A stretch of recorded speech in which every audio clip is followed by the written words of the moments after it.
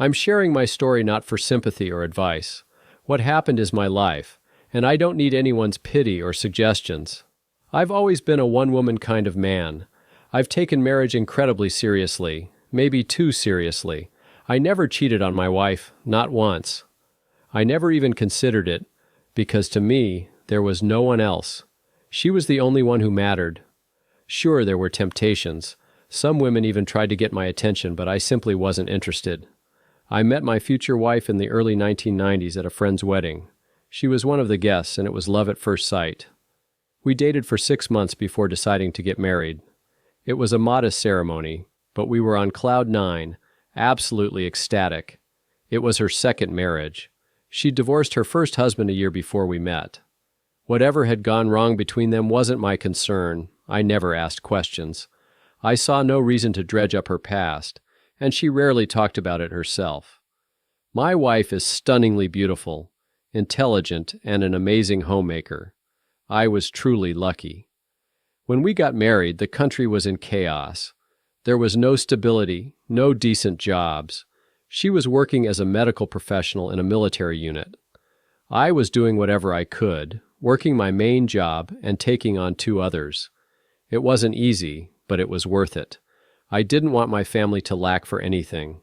From the moment we met, I treated her with great care.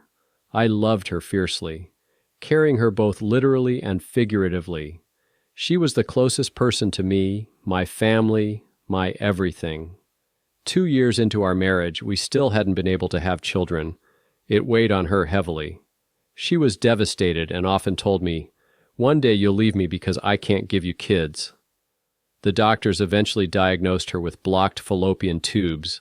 It was a crushing blow for her, but I didn't lose hope. I stayed by her side, comforting and reassuring her. I told her she was my destiny, that I loved her more than life itself. I promised her I'd do whatever it took to help her become a mother. Medicine could work wonders these days, I told her. She believed me, and when she smiled, it was worth every effort. I would have given anything to keep that smile on her face. At that time, I was working tirelessly, saving every penny for endless doctor visits, consultations with specialists, and medications. We traveled to different clinics, tried surgeries, and even sought help from folk healers. Each time, I believed that this time it would work, that she would finally get pregnant. But no matter what we did, nothing worked. 5 years passed. My wife eventually lost hope and resigned herself to our situation, but I refused to give up. I remained optimistic and kept believing in a miracle. My energy gave her strength. She often said, "You make it easy to look forward to tomorrow." I believed her because I thought she was my purpose in life. I was born to be with her, to live my life for her. She was my anchor, my fortress. As long as she was with me, I felt like I could overcome anything. One day, we came across an article about a human reproduction institute and the possibility of IVF. The idea reignited our hope and gave us new energy to pursue our dream. However, the procedure and recovery were expensive, far beyond our means. I started looking for ways to earn more money. In our small town, opportunities were scarce. Then I saw an ad in a magazine, "Reservists Wanted." It offered contracts with good pay for specific assignments in certain locations. Having served in the Marines and being in good health, I felt qualified. I wasn't driven by patriotism or politics. I wasn't eager to risk my life for anyone's agenda. I just needed the money for our dream. When I told my wife, she cried and begged me not to go. "If something happens to you, none of this will matter," she said. But I explained that we weren't born into wealthy families, and no one was going to hand us what we needed. We had to earn it ourselves. I reassured her that everything would be fine. The money wasn't for luxuries. It was for a worthy cause. So I went. I traveled to distant places and stayed away for long periods, but I came back alive, with no regrets and no blood on my hands. I had what we needed. We went to the institute, underwent the procedure, and our miracle finally happened. My wife got pregnant. I was overjoyed. I treated her like a queen, cherishing every moment. Soon our daughter was born and we were unimaginably happy. I felt like I was walking on air. I worked tirelessly, helped with the household, and cared for the baby. None of it felt like a burden. My wife would call me her perpetual motion machine. I wanted to surround her and our daughter with love and care. I had so much energy to give. Eventually, I found a stable, well-paying job. I dressed my wife in the best clothes, bought her a car, and we moved into a spacious apartment. Every year, we vacationed by the sea. I filled our free time with activities, hikes, trips to the movies, skiing, ice skating. I wanted my girls to have a full and happy life. Looking back, it felt like fate had finally smiled on us. It was as if a truck full of candy had overturned on our street, and we deserved every bit of it. 14 years of what I believed to be a happy and harmonious life had passed. Our daughter was growing up, and for me, family always came first. Everything I did for my loved ones. I never felt that my life was dull or repetitive. We never had fights or scandals. Out of respect for my wife, I avoided even the slightest reason for her displeasure. If something small bothered her, I was always the first to compromise. I always made an effort to show her attention as a woman, and can honestly say there wasn't a single day when I didn't tell her how much I loved and valued her. Even during the years when we lived modestly, I always found ways to surprise her, whether there was an occasion or not. Flowers, small gifts, or girly trinkets. She always appreciated these gestures. Things were fine between us in the bedroom as well. I wasn't conservative, and I believed we were completely open with each other. I made an effort to respond to her needs and interests, and I thought our relationship was harmonious. She often said that everything suited her, that I fulfilled all her needs, and that she had nothing to complain about. As for jealousy, I never felt it. She gave me no reason to. Even though she worked as a medic in a predominantly male environment, a military unit, I trusted her completely. My work required occasional short trips, usually lasting a week or two. I always looked forward to coming home and being with her again. She too always welcomed me warmly, with joy and love. But then everything changed. It happened in a way that felt like something out of a movie, or a bad joke. One day, I was sent on another work trip. During a layover in another city, I received a message from my colleagues saying the assignment had been canceled. I decided to return home early. I thought it would be a great opportunity to surprise my wife. I bought a large bouquet of roses and a bottle of champagne, imagining how happy she'd be to see me unexpectedly. I calculated that she would still be at work, and our daughter would be at school. I arrived at home in the middle of the day. As I tried to unlock the door with my key, I realized it was bolted from the inside. That was unusual. So much for the surprise, I thought. I rang the doorbell. No response. I knocked, growing more concerned. Still no answer. My worry turned to panic. I was about to call the police when I finally heard her voice behind the door. "Who's there?" she asked. "It's me," I said, relieved to hear her voice. "Honey, it's me. The trip was canceled." I thought she might have been napping or feeling unwell. But when she opened the door, I barely recognized her. The woman standing before me looked like a stranger. Her eyes were cold and distant, as though she was looking right through me, as if I wasn't even there. I stepped into the hallway, and through the open door to the living room, I saw a man sitting in an armchair. He was wearing a military officer's uniform. Only then did I notice what my wife was wearing, a loosely tied robe, clearly covering nothing underneath. In that moment, everything became painfully clear. "You're bleeding," she said calmly. I looked down and realized I had been gripping the bouquet of roses so tightly that the thorns had pierced my hands. Blood dripped onto the floor, mixing with the crushed petals.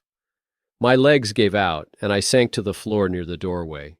It's hard to describe what I felt in that moment. My chest felt tight, and I couldn't breathe. My thoughts were a whirlwind of disbelief and pain. Everything felt surreal, like I was in a nightmare. This couldn't be happening to me. Not to us. My wife wasn't capable of this, or so I thought. She broke the silence. "We need to talk," she said, her voice unnervingly steady. "I hope you won't make a scene. He's not to blame." I couldn't even stand, let alone make a scene. If I'd been overtaken by rage, I might have done something unforgivable. In hindsight, I'm grateful that I didn't. At some point, the man quietly slipped out of the apartment. I didn't even notice. It was just the two of us now. My wife knelt in front of me and began to cry. "These things happen in life," she said, her voice breaking. The rest came out in pieces, fragments that were difficult to process. "I can't live like this anymore. I'm so sorry. I've been lying to you. You're a good man. I don't deserve you." And then the confessions began. Each word was like a dagger, cutting deeper into me. She admitted how many times she had been unfaithful to me. The first time, she said, was with her ex-husband, early in our relationship, when we had just started dating. She said she had sought him out deliberately and slept with him to prove what kind of woman he had lost. Then there was another affair, with a military medic in another city during a professional training course. She said she had given herself to him out of pity. He was lonely, poetic, and vulnerable, having recently gone through a divorce. She said he recited poetry to her. Then there were others. A military doctor in our own city, and more. Each new revelation was like a blow, each one more painful than the last. Finally, she confessed about the man I had just seen in our home. She said their affair had lasted about a month. She claimed she had been planning to end it, but hadn't gotten around to it yet. She admitted they usually met at work, but that she had brought him into our home, violating the sanctity of our space.